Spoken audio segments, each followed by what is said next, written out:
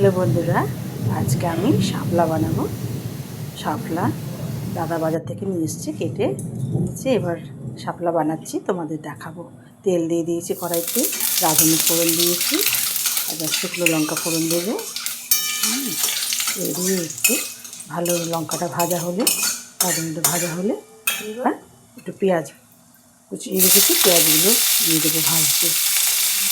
একটু পেঁয়াজগুলো ভাজা ভাজা হলে, লাল হলে তেল কম লাগবে, আর একটু তেলও দিতে হবে। তাই একটু ভাজা ভাজা হচ্ছে, ভাজা ভাজা হয়ে হলে তেল দিয়ে দেবো। নুন হলে দিয়ে দিচ্ছি। নুন দিলে একটু তাড়াতাড়ি মজে যাবে পেঁয়াজটা। নুন দিয়ে দিলাম।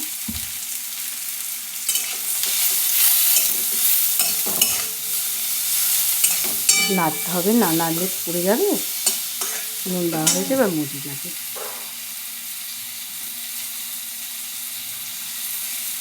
একটু তেল দিয়ে দিলাম, তেল কম লাগে, তেল না দিলে সেরকম তো মশলা সেরকম কিছু পড়বে না।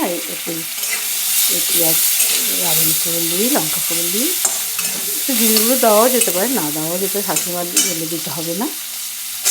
শাপলাগুলো এবার দিয়ে দিলাম, এগুলো নাড়াচাড়া করবো। এবার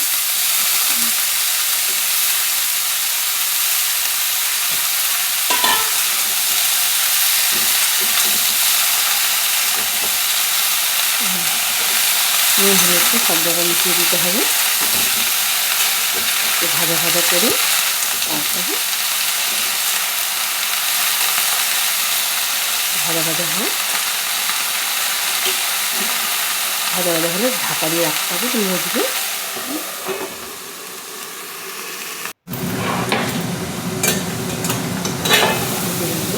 ঢাকা করে আর একটু ভাজা ভাজা করতে হবে।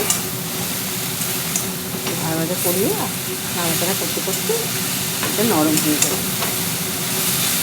ভাজা ভাজা করতে হয়ে গেছে।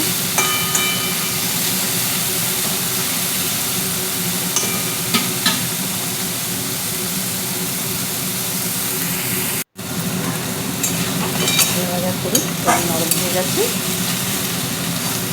এবার শাশুড়া বলেছি যেন একেবারে মেখে না যায়, সলা সলা থাকবে, গোটা গোটা থাকবে, এরকমভাবে মিষ্টি দিতে হবে না। ভাজা ভাজা টুকরো টুকরো করে নামিয়ে দিলাম। টুকরো টুকরো হয়ে গেছে। শাপলা ভাজা আমার প্রায় শেষের দিকে হয়ে এসেছে। শাপলা ভাজা আমার রেডি।